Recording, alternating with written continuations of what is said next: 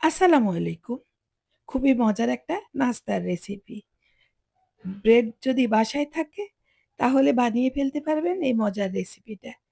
অল্প উপকরণে দেখতে যেমন সুন্দর, খেতে অনেক মজার একটা নাস্তা। আমি একটা চিকেনের ফুড তৈরি করেছি আর ব্রেড নিয়েছি। এই যে দেখছেন কি সুন্দরভাবে নাস্তাগুলি তৈরি করে ফেলছি। সম্পূর্ণ রেসিপি যদি আপনারা পেতে চান অবশ্যই আমার চ্যানেল ভিজিট করতে হবে। আর পেয়ে যাবেন সম্পূর্ণ রেসিপি।